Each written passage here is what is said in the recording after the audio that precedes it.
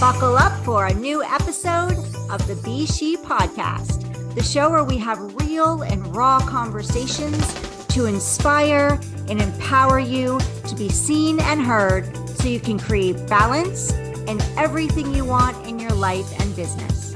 I'm your host, Heidi S.H.E, and I'm excited to walk alongside of you on this journey of being seen, heard, and empowered.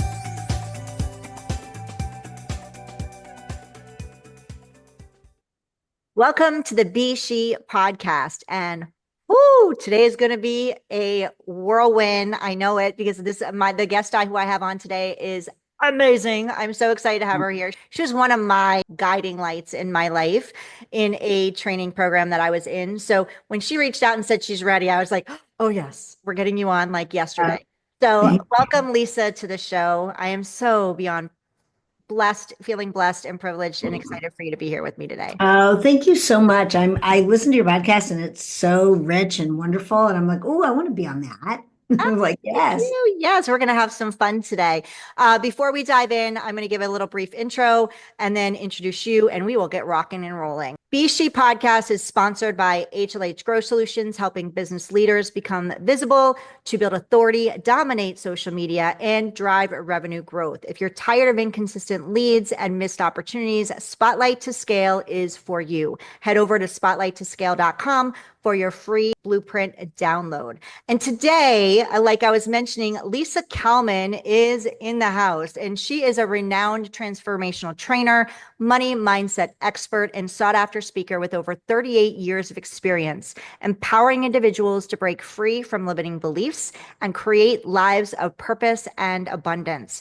Known for her dynamic coaching style, Lisa has worked with tens of thousands of clients to shatter financial barriers and embrace wealth with confidence.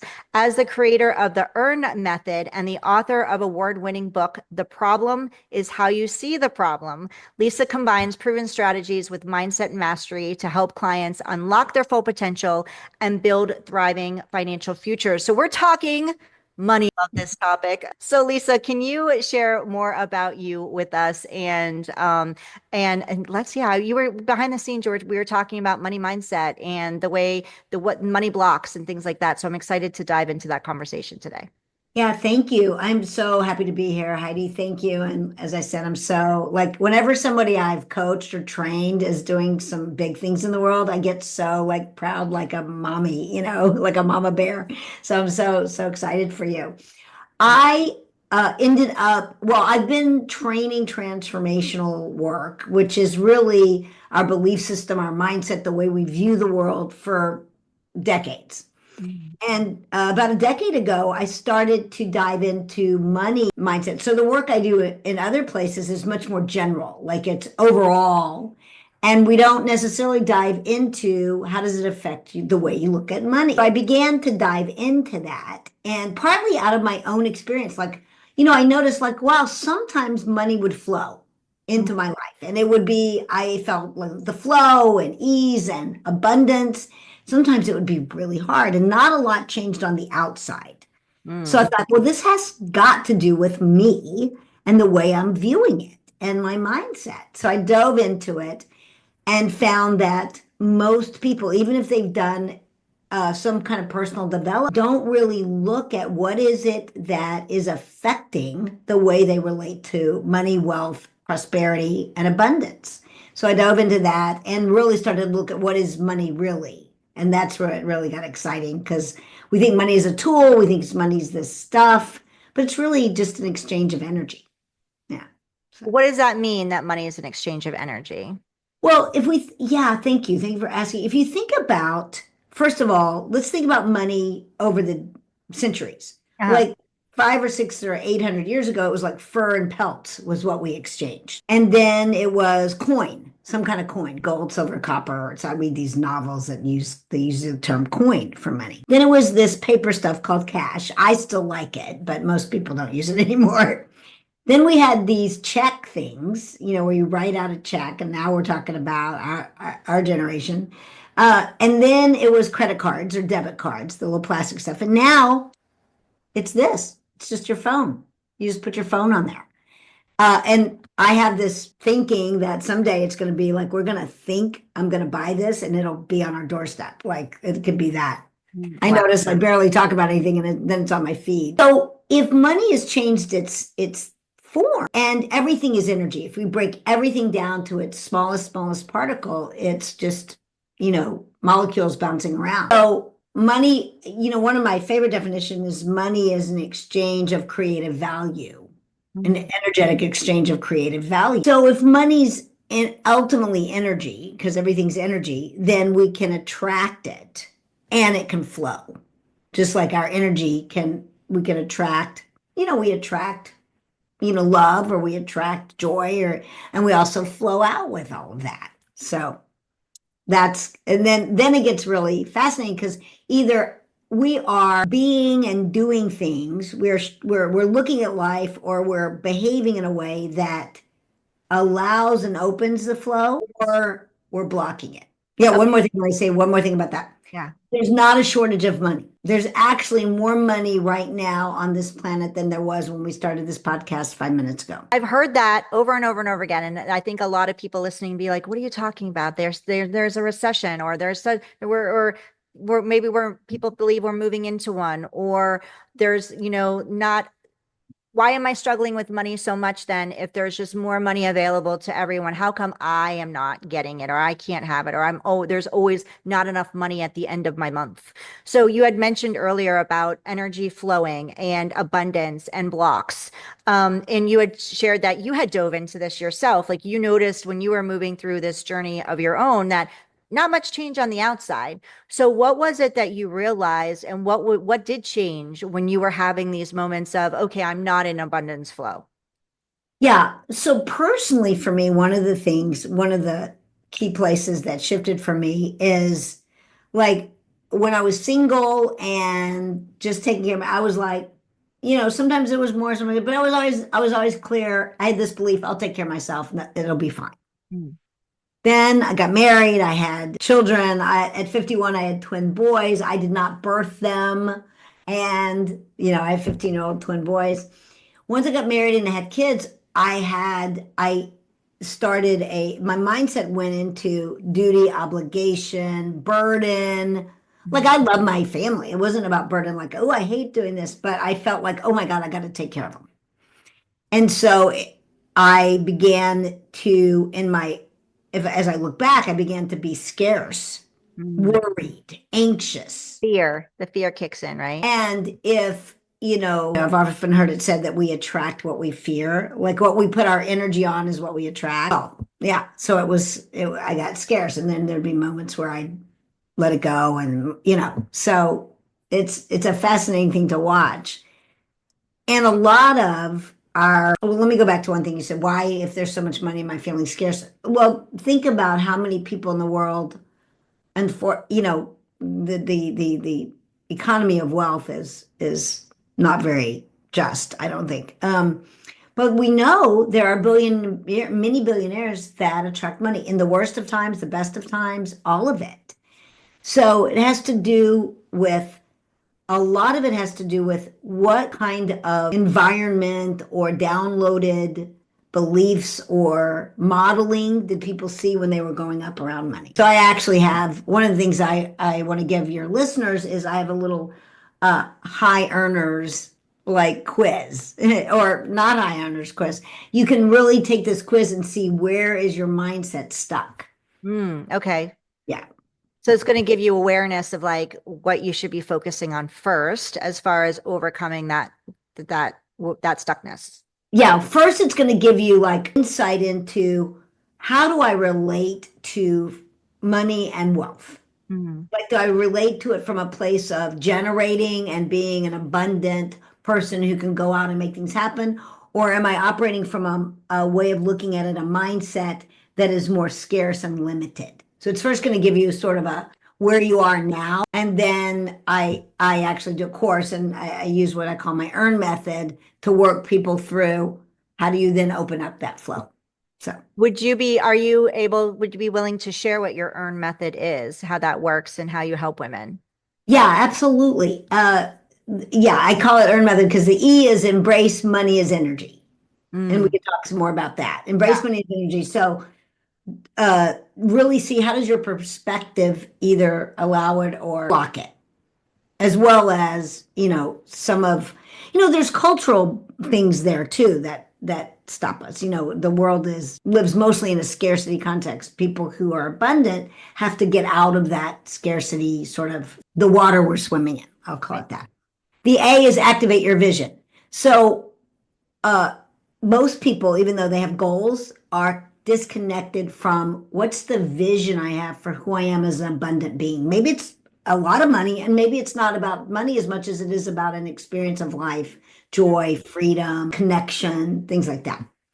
And then the R is raise your income. Okay, what is the block to recognize your own worth? I've so often seen, especially women, who either are afraid to have conversations about money, whether it's their spouse, their employer, their clients, because of either programming or their fear of rejection or conflict, or that they just don't own their worth. They don't own their value. They don't ask for what the incredible value they give. Women are the most effective people I've ever met. Like what women get done is quite something. And then the N is nurturing prosperity habits. What are things you can do consistently to continue to open the flow and expand it? So that's what their method is. Thank you for that. I have two questions on that. The first Yeah. one, I'll go to the second question first because I want to talk into the worth. Why is it that us as women, we juggle so many hats? We're doing so many things. And then, we want to, like, you're a businesswoman, you have two teenagers that you basically, at 51, you became a mom. Yeah, yeah.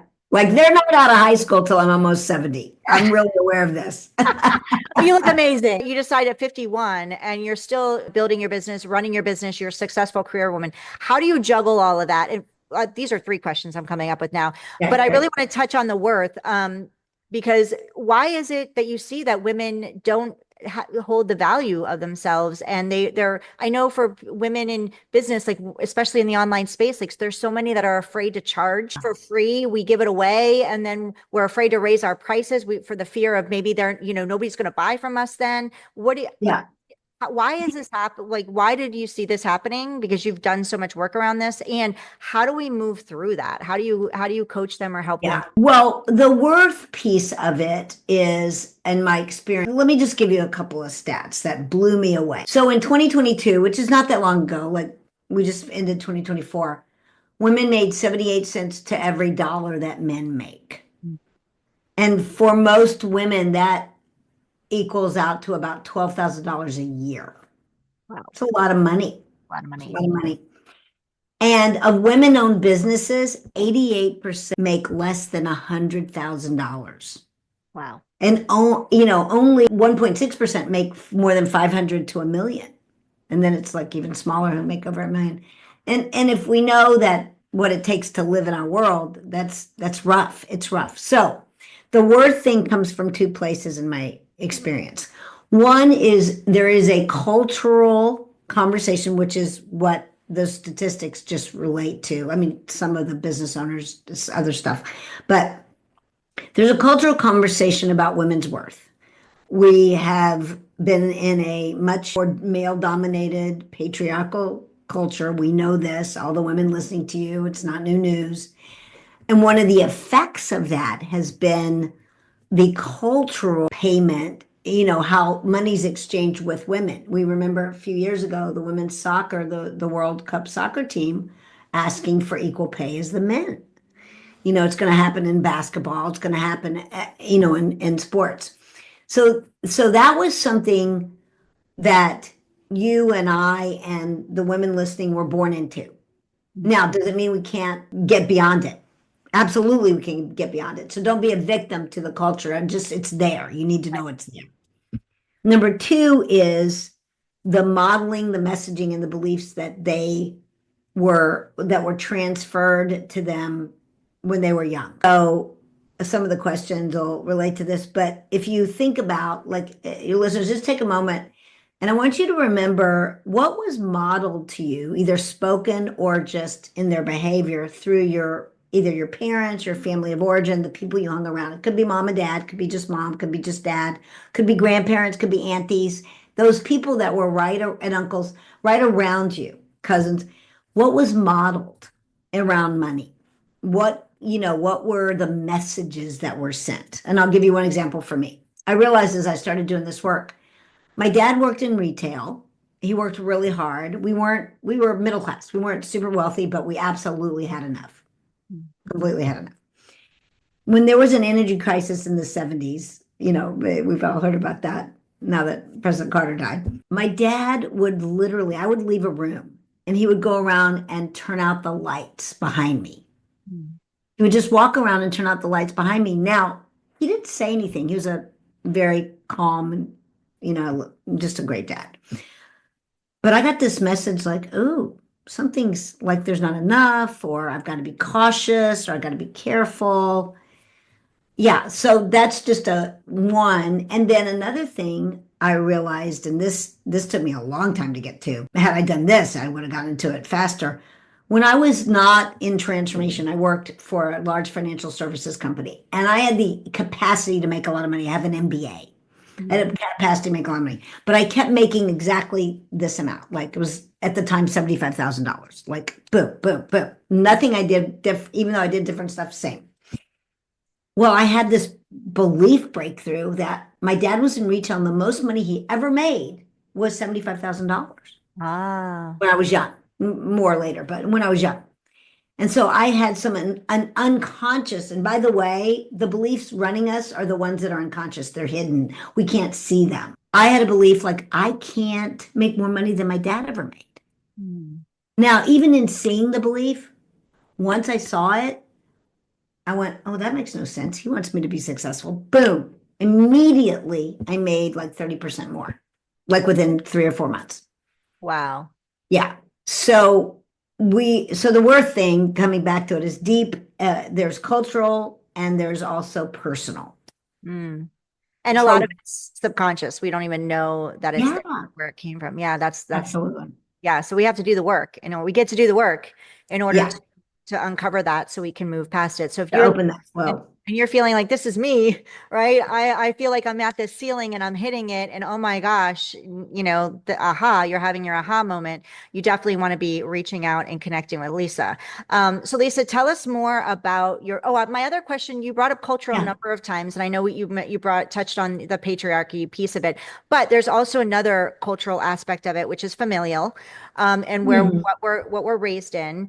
And Right. so if we're swimming in it, because you mentioned in the water that we're swimming in, and the beliefs are coming from them, what are some steps that we could take to move out of them? If it's because, we can't just walk away from our family, right? Right. So, but Absolutely. we want to have something different. We get to choose different, but that choice isn't always easy. So, what are some steps that somebody listening can take, action steps to kind of start moving toward that path of abundance versus, Absolutely. Yeah, thank you. Thank you for asking. Yeah, so it is complicated. It's sometimes very difficult. So number one, become aware of the way you're relating and looking at money, finances, culture, your own ability to make money. So I'd say take the quiz and look at what are some of my beliefs, because it categorizes people from there. And then secondly, journal. Journal about what was modeled to me. What did how did my mom relate to money? How did my dad relate to money? Sometimes it's like they didn't talk about money. Your parents didn't talk about money at all in front of you, but then you go to sleep and you can hear them arguing about money later. And then it leaves a negative taste in people's psyche because like, oh, money causes fights. How you relate to wealthy people. If you think all wealthy people are jerks or greedy or whatever, you don't want to be that way. So you're going to unconsciously push it away. So journal about that. Thirdly, and again, we dive into this in my course. How do you relate to money? Like so appreciation, gratitude, every penny, everything that comes in, be celebrating. yeah. Are we giving our resistance and sort of I call ickiness or to money, or is like, oh yay. Like I used to like think if a penny was on the ground, maybe I'd pick it up, maybe I wouldn't. But now I'm like, thank you for giving me some abundance, you know. So just that level of vibration opening up supports. It does. Yeah, So I love that you brought that up because, how many times for you listening, how many times have you walked by a penny in the street? You're like, it's just a penny. But that signal, that's a signal to the universe, to God, whatever it is that you believe in, right, raising your vibration and going, okay, well, obviously they don't need that. They're good. They don't need any more. And that's part of that, being and be in bringing that wealth and that abundance into you is like Lisa said, celebrating that penny like it's $1 million. How excited would you be if somebody handed you $5,000 or right. $1,000 or $1 million? Treat that penny the same because God, the universe doesn't know the difference. It just knows that you're excited and it wants to bring you more excitement. Like That's right. allow it to conspire to support you, not against you. Absolutely. And same when you spend money. Like if you go buy a cup of coffee at Starbucks or whatever, be like, oh, I'm so like, thank you for the service and here, etc. And also be in your affirmation of what you want. There's a story of Jim Carrey, the actor, Mm. having a $2 million check that he wrote I love that story. when he struggled. He had this $2 million check in his wallet, and he would look at it every single day that he, was out and about. And then his first big movie, and I don't remember which one it was a $2 million salary. Exactly. Exactly. Yeah, I love that story, Visualizing. and I forgot all about it, and so thank you for reminding us of that because it's true. Like you are the creator of what you have or don't have, and so why don't you create exactly what you want by manifesting it beforehand, living like you're already in it. And I know for some people that's Absolutely. challenging, but that story like really puts the visual to it, the actual action step to it. It's not just imagining, oh, I have $2 million. He literally wrote the check, Right. looked at Right. it every day and created that. And I wrote down, I didn't write a check. Maybe I need to, Lisa. I wrote a Mhm. piece of paper and I literally wrote $1 million and I put it on my mirror in my bathroom. And now I have it on my Right. desk in my office and I look at it Right. every day. I touch it and I get excited Right. about it. And I'm trying to get Right. into that feeling of it. So Absolutely, absolutely. And it's a like even when you spend money, think of it as a thank you note. yeah, Like there's a, if you I know we don't use it again cash, but thank you note for my coffee. Thank you note for my dry cleaning. Thank you note for my parking spot, whatever it is. yeah, so Yeah. good. Yeah, and you mentioned what was it that you were sharing? Oh, when you find a penny and things like that, like and also having money go have a place, right? Like money needs to have a place to go. So when you're bringing money in, you should like what have an idea of where that money gets to go Sure. for you and also like money organizing your money. I know like some of us we have like crumpled money in our purse or we have it's not all organized. So when you have the penny, not just throwing it somewhere, like actually putting it into your wallet where it belongs, like Yes. is that important as well? Yeah, I think it shows the care you have for what it is. Like I take my extra change and put it in a little, I have a little case. Okay. It used to be a jar, but I save it for my boys. And when it gets full, I just give them that and they can do whatever they want with it. Right. So I have a place for just extra change. Yes. So if you have crumpled up money, that's a signal to the energy of money, like I'm not really caring about you, I'm not really taking care of you. And, there's many places people can research, okay, if I wanted to bring money in and put it in different pots, here's my necessities, here's my long-term growth, here's my education pot, here's my fun joy pot. There's a way to do that. There's a way to do that. It is you have a relationship with money. Think about how you relate to money, talk to money in your head. Would you ever talk to your spouse that way? Would you talk to your kids that way? You know, be in relationship with money the way you would want to be in relationship with someone you loved deeply. Yeah, that's such a good point. So I have a question. Let's talk a little bit. We want to talk about your program, Yep. but I also want to talk about business because we are the Yes. female entrepreneurs that are listening. So what are some, what made you decide to launch your business, and what are some challenges that you experienced along the way? Well, let's see, because I worked for a transformational company and then I started my own. Uh, Interestingly enough, I think for me, I l- listened to the guidance and didn't really realize I was listening to the guidance. Mm, Like the how I got to California is in my head. Now this is much more was going on.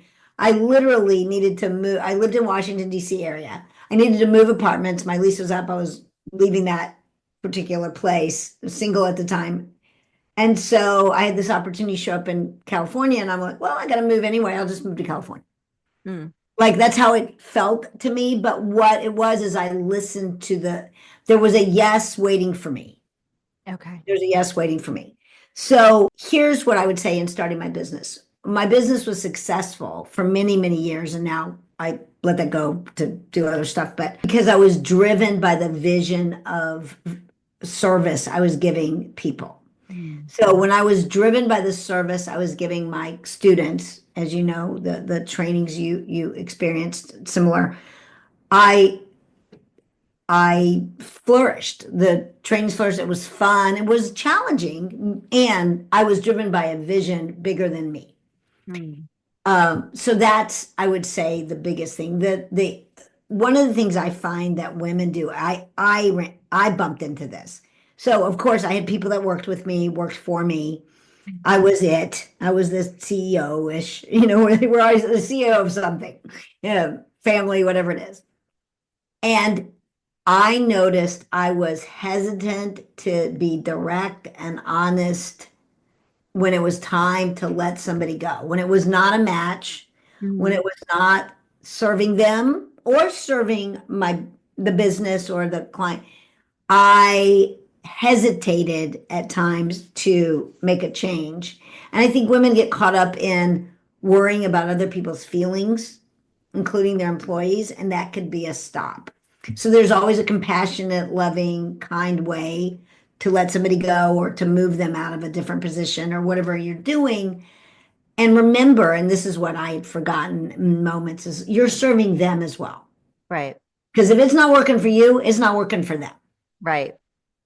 So Yeah. I think It's that easy would for be it. people to just stay stuck where they are because it's out of the comfort zone to make a change. Yeah. But, but if Yeah, we, and I think women are particularly worried about other people's feelings, and so it stops them from making certain entrepreneurial or business decisions they need to make. yeah, very true. Good reminder. Let's go back to your family life. You shared that you Yeah, became a mom at 51 to yeah, twin boys, not even just one child. Like yeah, you made this big, huge change at, yes, middle stage of our life. I'm 52. So my yeah, children are 14 and 15. I'm yeah. like, I couldn't imagine starting now. And I think that's amazing and incredible. And I want to hear more about it. But my big question for you is for those listening who are moms and they're Yeah. thinking about whether they're starting a business or taking to the next level and maybe they're in a space of like, how do I balance it all? I'm not Sure. winning this game. How did you do it?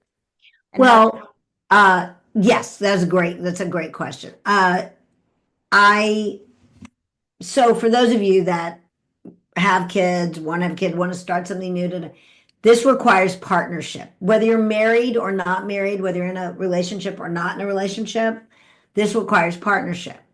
Whether the partnership is with your spouse or your partner, or the partnership is with your parents or your friends or your down the street daycare. It's partnership. You've got to figure out how do I make requests for what I need in order to do this. Let me back up 1 second. First of all, let's say you want to start a business, you got kids, you're like, how would I ever do this? Sit down, and you are married or you do have a partner. Sit down with your partner, sit down with your spouse and say, I have a dream. I have a dream to do this. I think it would be incredible. I want to be fulfilled that way. I love you. I love our family. I don't want that to suffer. Can we create a partnership? Can we generate a partnership here? Hmm. Because most of you have married people who love and respect you, and they're going to be like, okay. Now, it doesn't mean it won't be uncomfortable for them, especially if it's a man. And that it won't be uncomfortable, that it won't be different, that it won't require. And notice, I'm going to get to some deep thing real quick. Notice if you set them up not to be in partnership with you. Mm. See, I think women hold everything, do everything. And I also think we, and we're good at it. We're good at juggling balls. We're good at kids. We're good at all of it. I think we set up people around us not to take on stuff because we think we're better at it. We think they're not as good at it. And then we set them up. And then when they do it, they don't do it as well as you because they won't, because they're not as good as you at it and they're not as practiced. Then we get to be right Mm. that they couldn't handle it.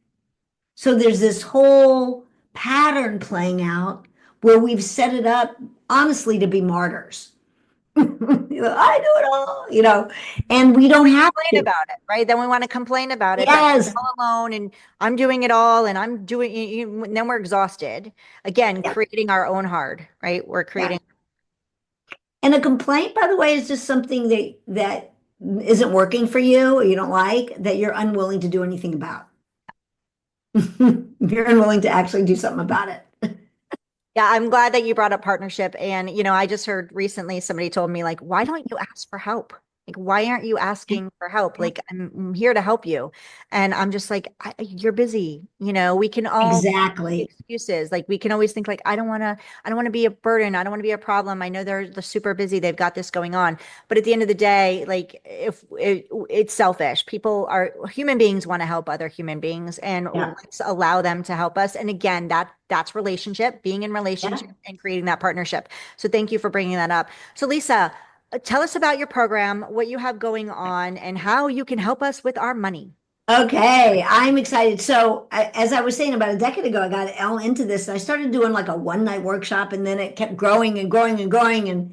And so now I have a course called Money, Wealth, and Miracles. Mm. And it is an online, so it doesn't matter where people are, online course. It's 6 sessions. And in the 6 sessions, we uncover what's stopping you from your money flow.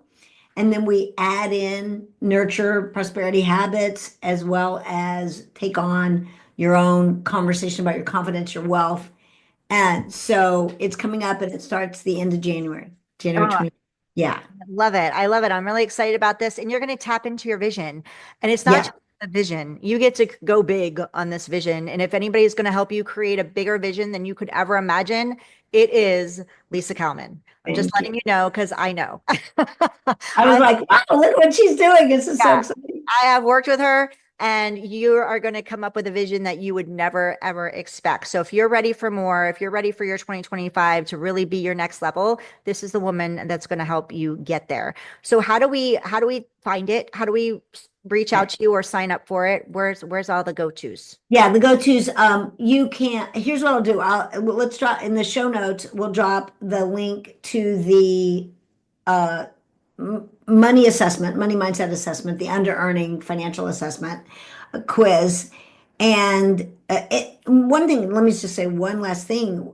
Women have this, if you feel like you're spinning your wheels and you're working so hard and you know you're good at what you do and you're not bringing it in, there's something in the way. There's some stop in the way. And let's free that up so you get paid what you're worth. So we'll drop a link for the assessment, the free assessment, and then also for the course. And it'll have the dates and everything on that.